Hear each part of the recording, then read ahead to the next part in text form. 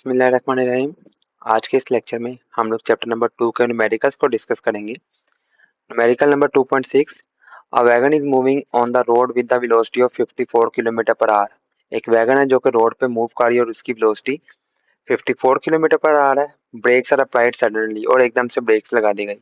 तो initial velocity is equal to 54 kilometre per our.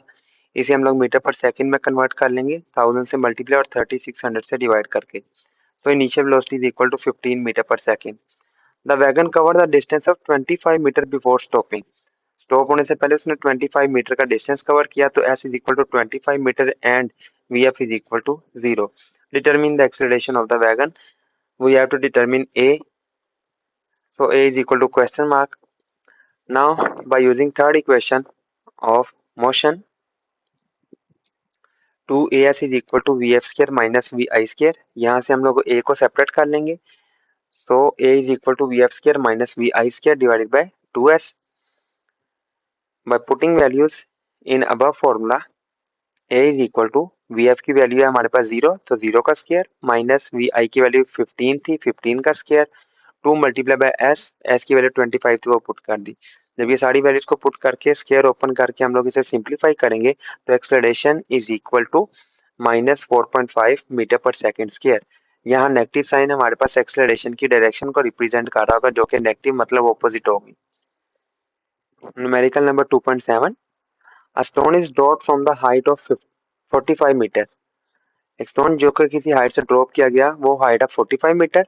How long will it take to reach the ground. Time पूछने कितने time के बाद वो जमीन पर आके टकराएगा। So T is equal to question mark. What will be its velocity just before hitting the ground. और ग्राउंड को टकराने से पहले उसकी वेलोसिटी कितनी होगी। मींस हमने फाइनल वेलोसिटी के बारे में भी बताना है कि वो कितनी होगी। और इनिशियल वेलोसिटी हमारे पास 0 है, बिकॉज वो उसे हम लोग किसी ना किसी हाइट से ड्रॉप कर रहे थे। सोल्यूशन में अगर हम लोग देखें तो हम लोग जानते हैं, according to second equation of motion, h is equal to vit plus 1 by 2 gt square। by putting the values in above formula, vi की वैल्यू भी हमारे पास गिवन है, g की वैल्यू ऊपर से नीचे बॉडी को फेंका गया तो g को पॉजिटिव 10 कंसीडर करते हैं। सारी वैल्यूज पुट करके इसे जब हम लोग कटिंग करेंगे तो ये हमारे पास इक्वल आ जाएगा 45 is equal to 5 T square and T square is equal to 9।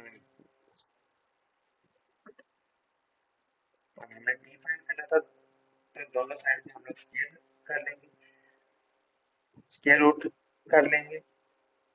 तो टी स्क्वायर और square root 9 is equal to T is equal to 3 second.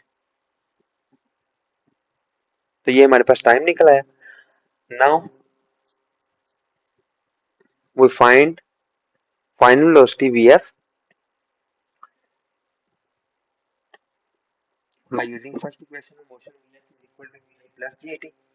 vf की वैल्यू हमने फाइंड कर लिया, vi की वैल्यू भी गिवन है, g की वैल्यू 10 होती है और t की वैल्यू 3 है, जो कि हमने अभी अभी फाइंड की। सारी वैल्यूज पुट करके जब हम इसे सिंपलीफाई करेंगे तो इसका आंसर आ जाएगा 30 metre per second. Numerical number 2.8, A car travels 10 kilometre with an average velocity of 20 metre पर सेकंड। एक कार जो कि मूव कर रही थी 10 किलोमीटर का डिस्टेंस उसने कवर किया और उसकी वेलोसिटी थी 20 मीटर पर सेकंड।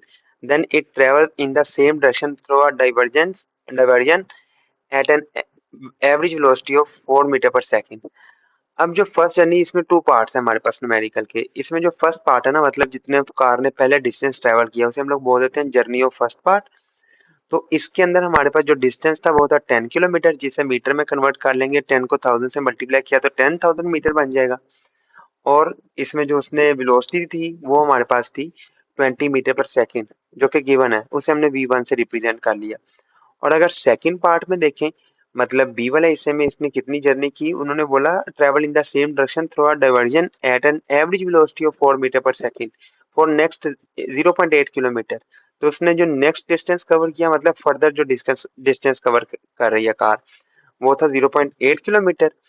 और इसे हमने मीटर में कन्वर्ट कर लिया तो ये बन जाएगा 800 मीटर। और इसकी जो वेलोसिटी थी इस टाइम पे वो थी 4 मीटर पर सेकंड। तो यहाँ पे लिख लेंगे 4 मीटर पर सेकंड। इसमें हमने फाइंड क्या करना है, determine the average velocity of the car for the total journey. अब टोटल उसने जितना भी डिस्टेंस ट्रेवल किया ना उसकी हमने एवरेज वेलोसिटी फाइंड करनी है, तो V average is equal to question mark.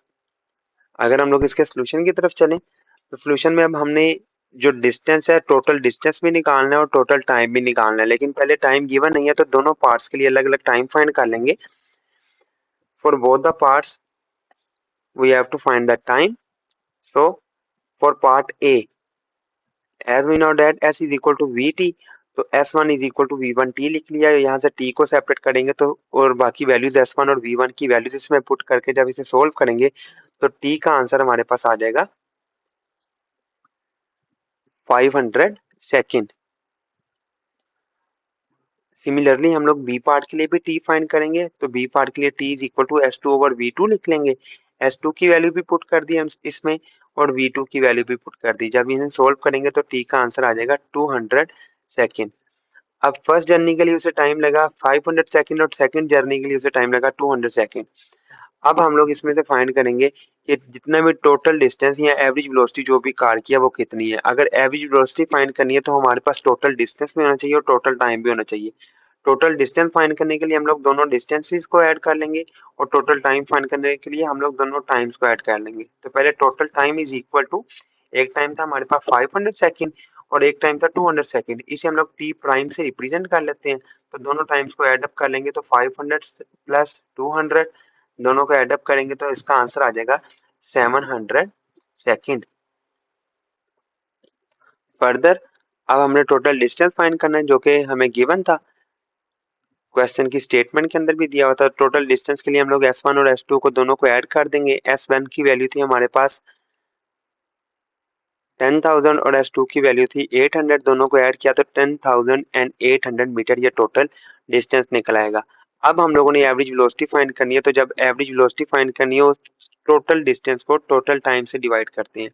So the average velocity is V average is equal to, ऊपर हम लोग लिख देंगे टोटल डिस्टेंस और नीचे लिख देंगे टोटल टाइम। दोनों को डिवाइड किया तो इसका आंसर हमारे पास आ जाएगा S prime divided by T prime. V average is equal to S prime की वैल्यू थी 10,800 और टी की वैल्यू थी 700। दोनों को डिवाइड करेंगे तो एवरेज वेलोसिटी निकल आएगी 15.4 मीटर पर सेकेंड। तो ये हमारी रिक्वायर्ड वेलोसिटी थी जो कि हमने फाइंड कर ली।